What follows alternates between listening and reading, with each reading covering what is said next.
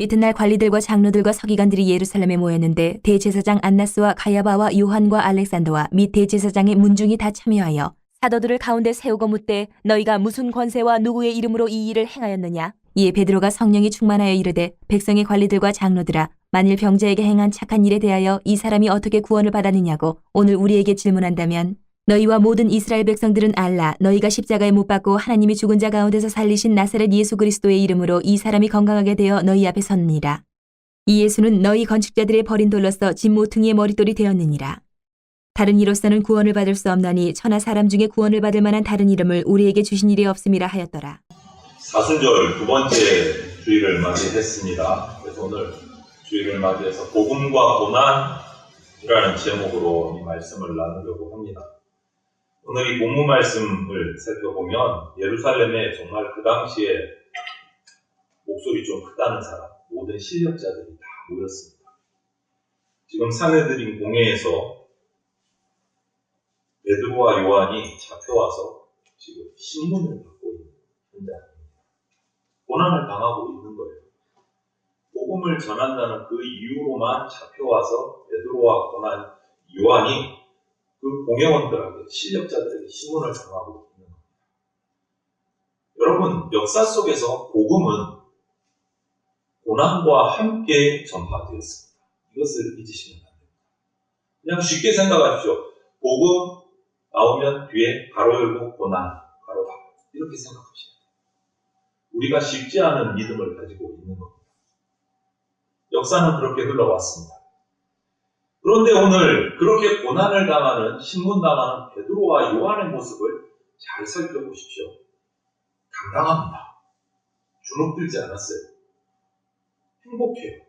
그들의 모습. 오늘 본문을 꼼꼼히 한번 묵상을 해보십시오. 전혀 두려워하거나 자신들의 모습이 부끄럽다거나 힘들다거나 그런 모습이 전혀 보이지를 않습니다. 이런 모습을 보면 우리가 그렇게 바라는 나는 행복하고 싶어, 행복해야 돼, 행복 하는데 그 행복이라는 것이 결코 어떤 내 주변의 환경이나 내가 얼만큼 많이 가졌느냐 이게 행복이 아니구나 라는 것을 알게 돼요. 오늘 이 베드로와 요한의 모습 그 대신 뭐냐? 베드로 요한에게서 나타나는 행복의 기준은 근원은 소유가 아니고 믿음에 있었어요. 믿음을 가진 사람은 확신을 가지게 되어 있습니다. 그런 확신을 가진 사람은요, 행복합니다. 환경이 어떠하든지 행복해요. 확신을 가집니다. 이 믿음을, 이런 확신을 저는 이렇게 표현하고 싶습니다. 사랑에 대한 확신이다. 라고 표현하고 싶습니다.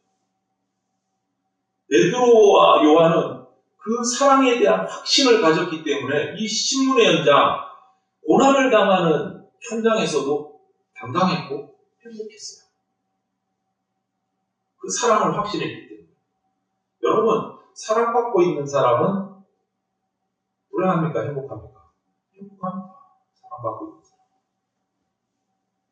하나님의 사랑을 받고 있는 사람은 가장 행복합니다. 베드로와 요한은 그 하나님의 사랑을 확신하고 있었어요.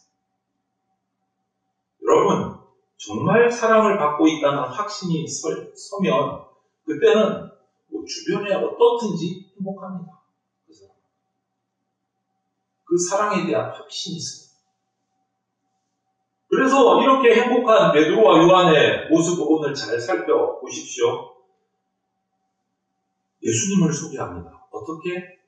삐죽삐죽이 아니고 자신있게 예수님을 소개하는 베드로의 모습을 우리는 발견할 수 있습니다. 9절에 보면 병자에게 행한 착한 일에 대하여 라고 말하면서 그 당시에 사람들에게 안진뱅이가 일어난 기적을 베풀었는데 충격이었어요. 그 당시 사람들에게는. 그런데 그 일에 대해서 베드로가 소개를 시작을 합니다. 그것을 가지고 예수님을 소개합니다. 이거 좋은 사건입니다. 사람들이 볼 때는 정말 요즘 말로 대박이었습니다. 있을 수 없는 일이 일어났습니다. 예루살렘 그 성 전체가 소문이 퍼져가지고 소란이 일어나서 안진뱅이가 일어났대. 그냥 뭐 웅성웅성 난리가 난 거예요. 그런 일이 있을 수 있어. 이 놀라운 사건에 대해서 분명하고 확실하게 베드로는 이야기를 하면서 예수님을 소개합니다. 여러분, 예수님은요, 우리 눈에 보이도록 행하시는 분입니다. 그래서 이 땅에 오신 거예요. 우리 눈에 보이시려. 9절에 이 사람이 어떻게 구원받았느냐고 오늘 우리에게 질문한다면, 여러분, 오늘 우리에게, 여러분에게 하신 질문으로 받아들여서 한번 생각을 해보십시오. 오늘 우리에게 질문한다면, 이 사람이 어떻게 구원받았나 질문한다면, 여러분 자신을 따가운 눈초리로 지금 레이저를 쏘면서 쳐다보고 있는 그 실력자들 앞에서 이 안진뱅이를 예수님이 일으키신 사건을 가지고 이 사람이 오늘 어떻게 구원받았느냐 물으면 여러분 뭐라고 대답하시겠어요? 어쩌다 보니 우연히 나은 거 아니에요? 나을 때가 돼서 이렇게 대답하시겠습니까? 예수님의 능력으로 나은 겁니다 라고 대답하실 수 있겠습니까? 어떻게 대답하시겠습니까? 여러분이 지금 베드로 요한의 자리에 서 있다. 신문당하는 자리에 서 있다. 베드로처럼 자신있게 예수님을 소개하실 수 있으시겠습니까? 그것 때문에 지금 복음 전하다가 예수님 전하다가 잡혀와서 지금 고난을 당하고 있는데 또 예수님을 그 자리에서 소개하실 수 있겠습니까? 안진뱅이가 어떻게 구원받았느냐 의심하는 그 권세다 실력자들 앞에서 이 당당한 베드로의 모습은요, 이 베드로가 얼마나 예수님에 대해서 확신을 가지고 믿고 있는지를 볼 수 있습니다. 여러분, 우리의 신앙생활은요, 바로 이런 예수님에 대한 확신이 핵심입니다. 예수님에 대한 확신, 예수님의 십자가에 대한 확신, 그로 말미암아 구원에 대한 확신, 예수님의 지난 주간 새벽 예배 중에도 제가 그런 제목을 쓴 적이 있습니다. 예수 그리스도가 정답입니다. 믿음을 가지는 순간 예수님에 대한 확신을 가지고 사는 겁니다. 이 모습이, 이 베드로의 모습이 바로 오늘 저와 여러분이 가져야 될 모습이에요. 사순절을 지나가면서. 베드로, 요한, 그들은 담대하게 복음을 전하고 있어요. 목숨 걸고 전도하는 겁니다. 복음 전하는 겁니다. 이렇게 잡혀갈 수도 있어요. 그런데 여러분, 복음을 전하는 것이 그만큼 가치가 있을까요? 잡혀가서 신문을 당하고 어떻게 될지 모르는 상황입니다. 생명을 잃을지도 모르는데. 권력 앞에 굴복하지 않고 또 한 번 그 신문의 자리에서도 당당하게 예수 그리스도를 소개하고 있어요. 여러분, 저와 여러분이 이 사순절을 지나면서 이 베드로와 요한이 전하는 예수 그리스도의 가치를 정말 깊이 인식하는 절기가 되기를 소망합니다. 10절에 이렇게 말하잖아요. 너희와 모든 이스라엘 백성들은 알라. 베드로와 요한의 외침이에요. 오히려 누가 신문관인지 모르겠어요. 주객이 바뀐 것 같아. 체포되어 와 있는 베드로와 요한이 오히려 그 신문하는 실력자들을 향해서 외칩니다. 너희와 이 모든 이스라엘 백성들은 알라. 여러분, 모든 사람에게 선포되어야 할 분이 바로 예수 그리스도이시다는 것을 정말 당당하게 밝히고 있는 점. 안진뱅이를 일으키신 예수 그리스도는 그냥 일시적으로 이런 기적 한번 일으켜갖고 사람의 마음을 미혹하시는 분이 아니다라는 거예요. 오늘 이 시간 이 예수님이 저와 여러분에게 어떤 분인가를 확실하게 알고 믿는 시간이 되기를 간절히 소망을 합니다. 먼저 예수님은요, 10절을 보면 십자가에 못 박히신 분이십니다. 예수님의 십자가 얼마나 고통이었을까요? 엄청난 고통입니다. 여러 가지 역사의 기록을 살펴봐도 이게 로마의 십자가형은요, 그 못이 살과 뼈를, 혈관을 뚫고 들어가요. 얼마나 고통스러울까요? 그 고통은 바로 죄인을 위해서 십자가에서 돌아가신 거예요. 자기를 위해서 죽으신 게 아니라 죄 많은 인간, 우리를 위해서 대신 죽어주신 제물이 되신 거예요. 죄를 대신 짊어지시고 골고다 언덕을 향해서 걸어가시던 예수님이 너무 힘이 들어서 쓰러지고 다시 일어났다 또 쓰러지고 가시관을 쓰셔서 피는 계속 흐르고 땀으로 피로 범벅이 됐을 겁니다. 그거는 얼마든지 우리가 상상할 수 있는 거예요. 여러분, 십자가를 바라볼 때마다, 그런 십자가를 바라볼 때마다 우리는 뭐가 다른 조건이 없어요. 무조건 주님의 사랑을 인정해야 돼요.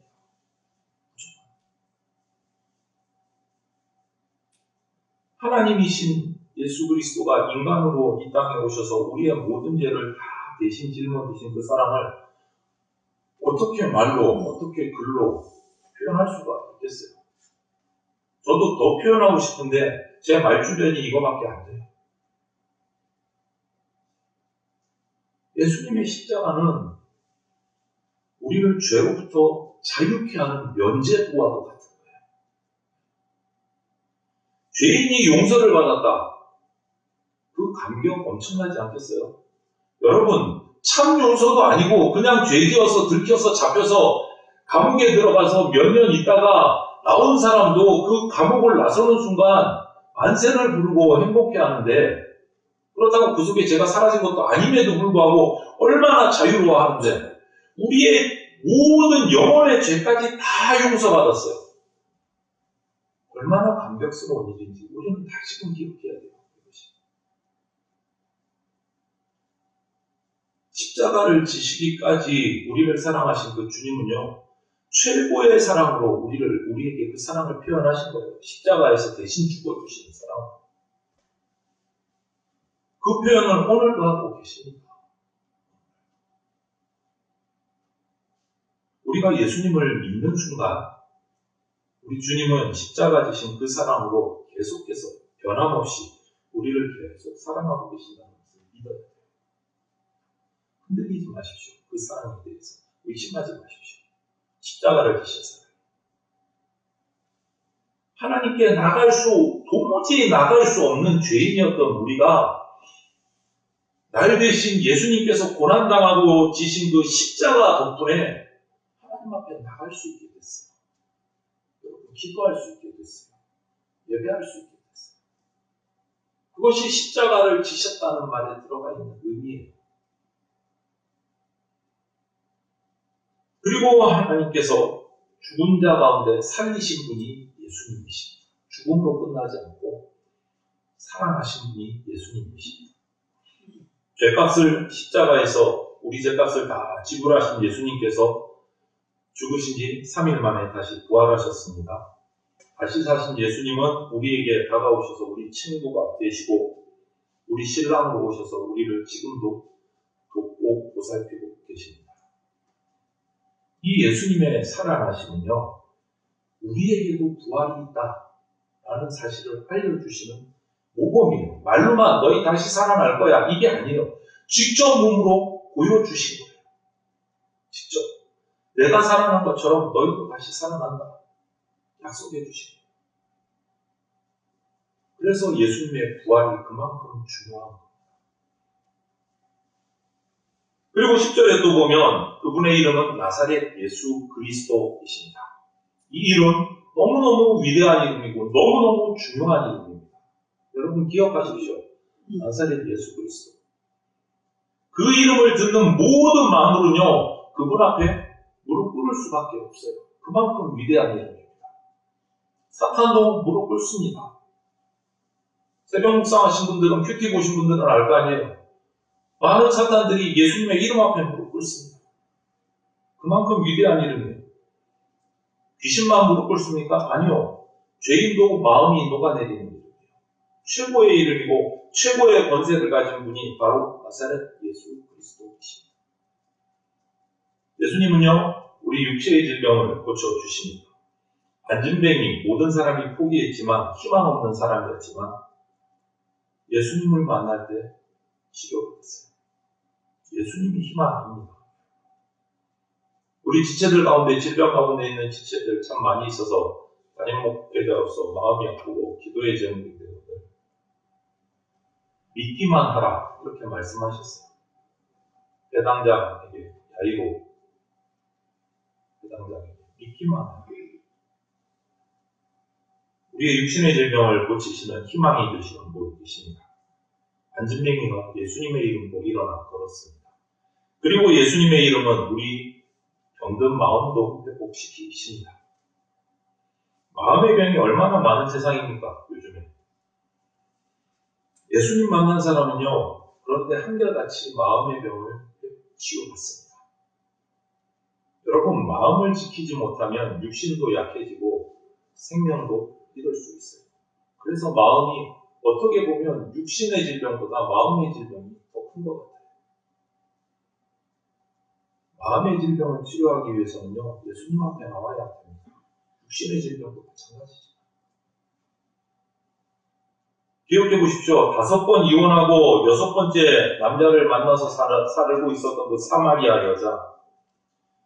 그 여자가 예수님을 만나서 한 말, 예수님을 만나서 복음을 듣고 나서 그가 사마리아 성으로, 아니 부끄러워서 남들은 뜨거운 낮에는 물 들어 나오지 않는데 사람 없을 때 나온다고 그 뜨거운 낮에 물 들어 나오던 남 몰래 그 부끄러워서 사람들 잘 안 만나던 그 여인이 예수님 만나고 뛰어들어가서 사마리아 성 사람들에게 한 고백을 한번 보십시오.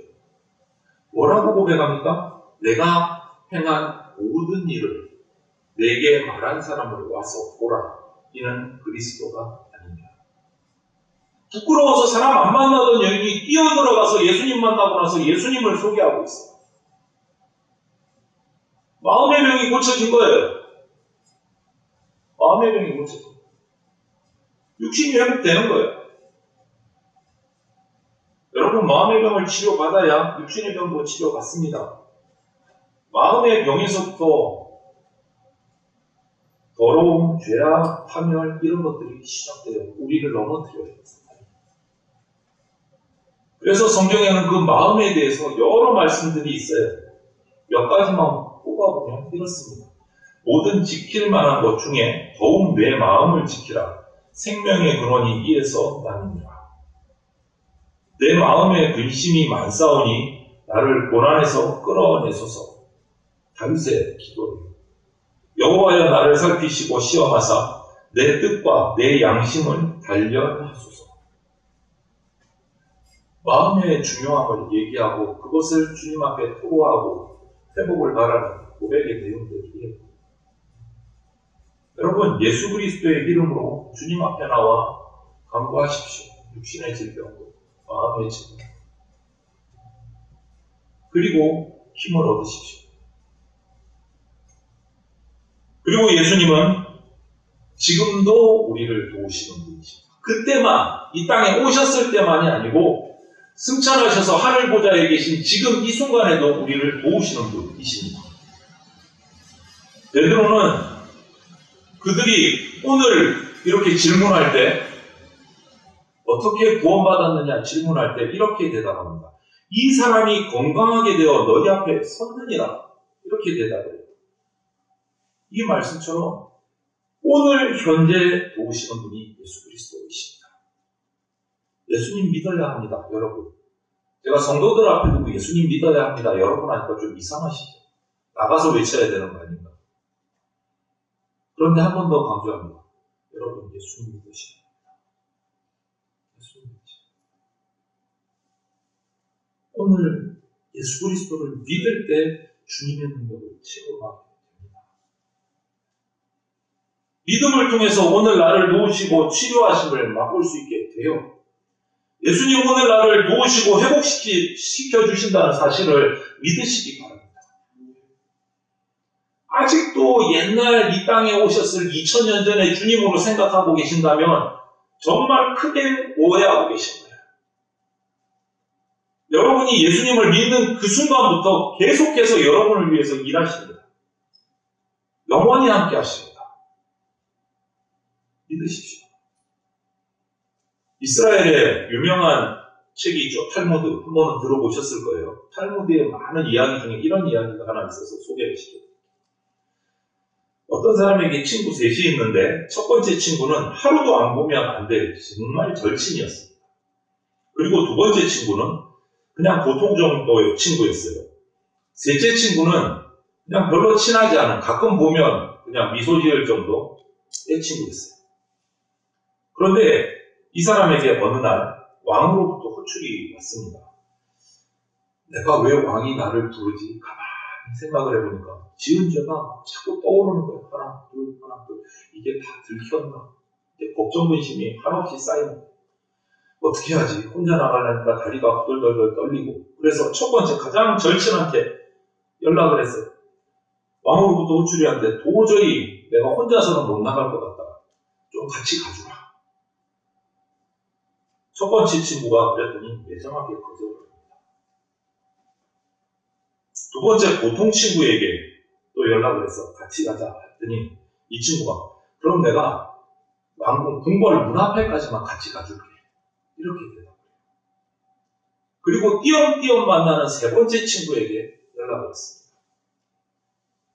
그래서 호소를 했더니 이 친구가 그래 기꺼이 가줄게. 내가 왕 앞에 가서 네가 아무 죄 없다고 내가 왕에게 말을 해줄게. 이렇게 얘기를 합니다. 탈무드에서 이렇게 얘기해놓고 그 뒤에 교훈을 어떻게 기록하고 있냐면 여기서 첫 번째 친구는 돈입니다. 돈은 죽으면 끝이다. 절대 안 따라가요. 함께 갈 수가 없어요. 두 번째 친구는 가족과 친척입니다. 이들도 역시 죽음 이후에 장례식 날까지만 따라옵니다. 더 이상 없어요. 그러면 마지막 세 번째 친구는 탈무드는 사랑이라고 이야기하고 있습니다. 이처럼 예수님의 사랑은 영원히 함께 하시다. 영원히. 여러분, 예수 그리스도는 예나 지금이나 앞으로나 우리와 함께 하시면서 도우시는 분이십니다. 기억하시기를 바랍니다.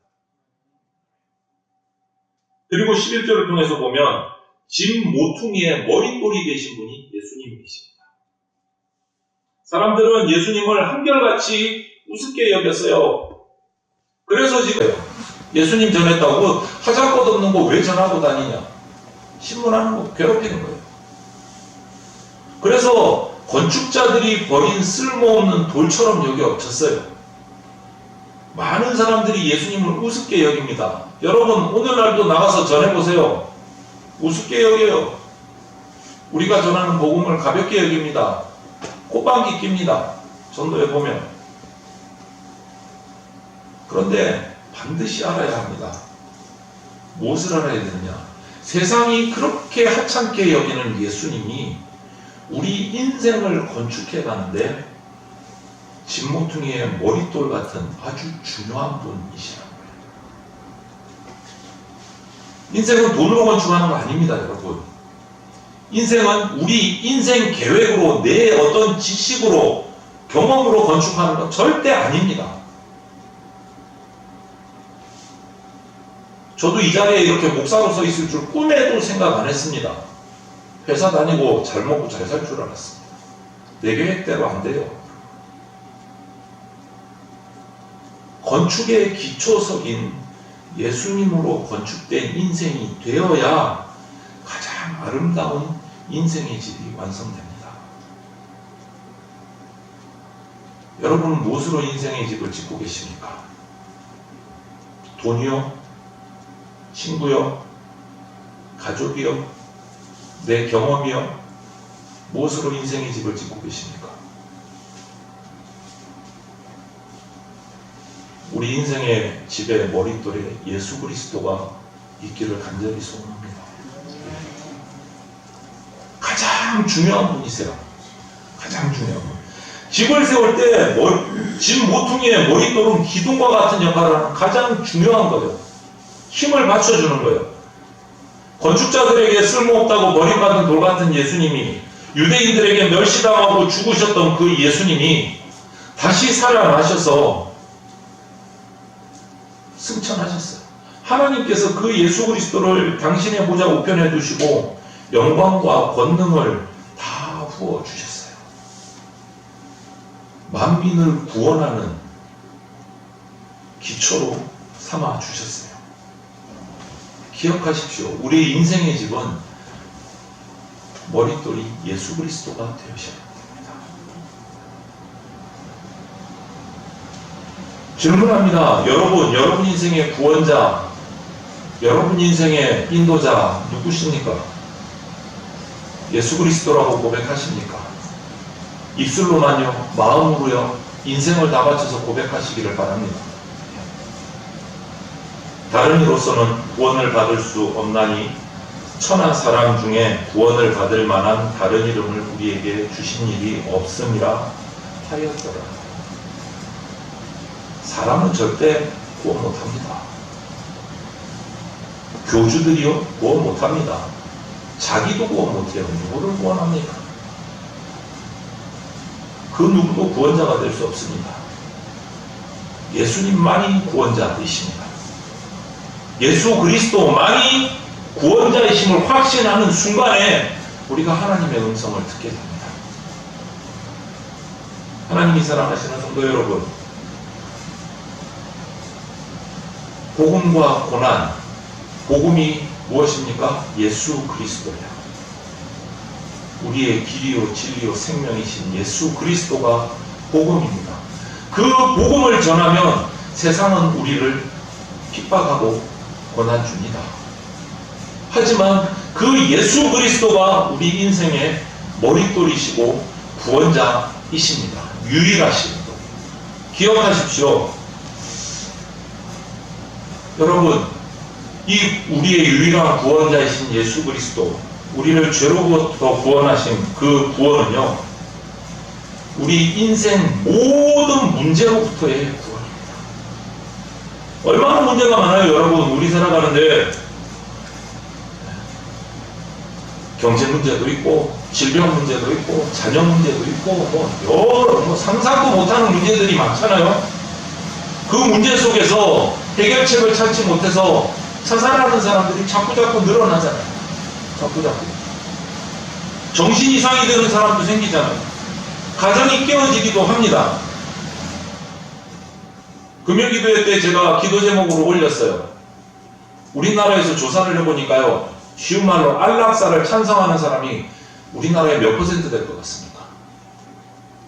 깜짝 놀라실 거예요. 98%요. 속된 말해서 죄송합니다. 제정신 아닌 거예요. 지금 사탄의 계략에 돌아가는 거예요. 왜 그래요? 인생 문제의 해결책이 어디 있는지를 못 찾으니까 이런 결과가 나오는 거예요.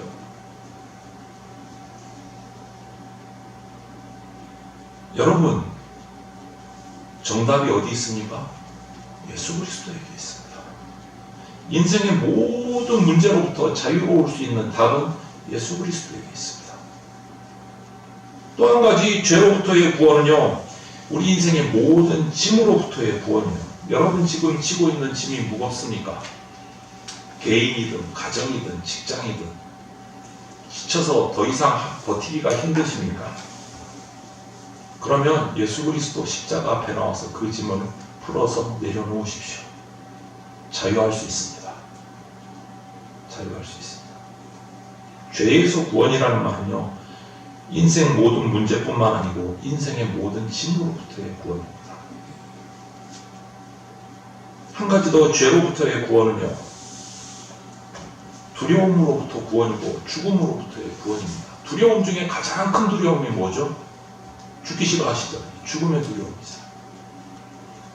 죽음은 우리 인생이 해결할 수 없는 두려움입니다. 그런데 예수님은 이 죽음의 문제조차도 해결해 주셨습니다. 죽음이 끝이 아닙니다, 여러분. 왜 죽음을 두려워합니까? 죽고 나면 어떻게 될지 모르니까. 그런데 죽음 이후에 부활이 있음을 우리에게 알려주셨습니다. 죽음의 문제를 해결해 주셨습니다. 그러므로 죽음 이후의 내세의 불안에서 벌벌벌 떠는 거, 예수님을 만나십시오. 자유함을 얻습니다. 그것이 죄로부터의 구원의 의미이고 복음의 의미입니다.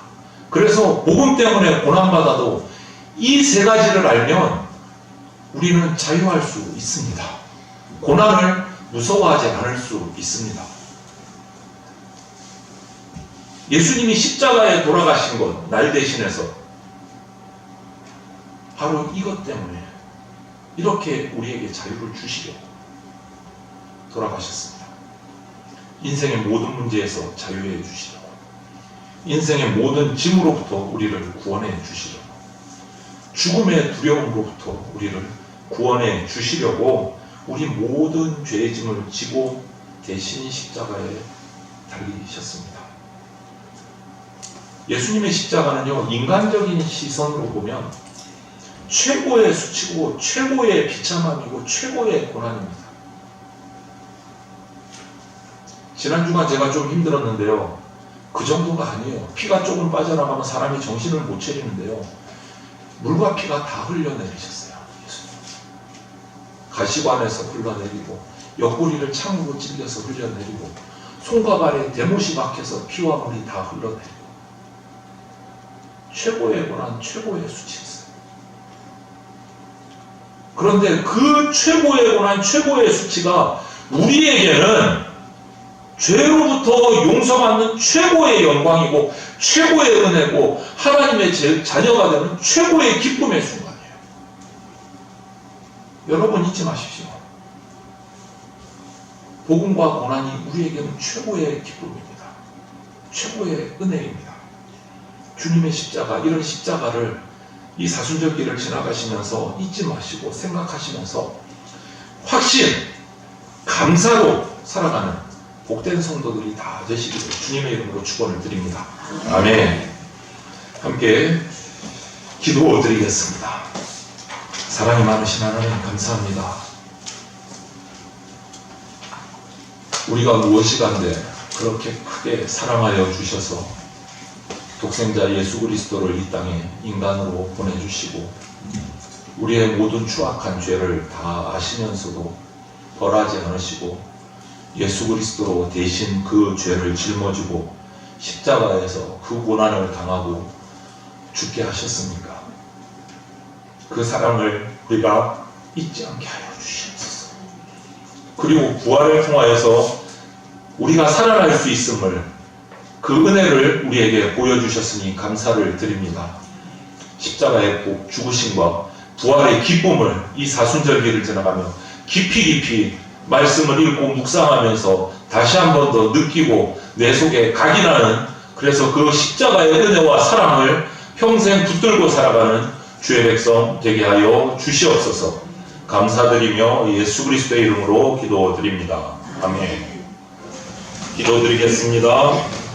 주 예수 그리스도의 피 묻은 십자가 은혜와 독생자를 보내주신 하나님 아버지의 그 크신 사랑과 지금 이 순간에도 역사하고 계시는 성령님의 보호 인도하심이 이 시간 예수님의 피 묻은 십자가 아래 모여서 인생의 모든 문제로부터, 인생의 모든 짐으로부터, 죽음의 두려움으로부터 죄인인 나를 구원하시기 위해 십자가에서 죽으시고 부활하신 예수 그리스도를 나의 주인으로 확신하고 한없는 감사로 살아갈 것을 작정하여 예배하는 대전 장로교회 성도들과 모든 주의 백성들 머리 위에 영원토록 함께 있을지어다. 아멘.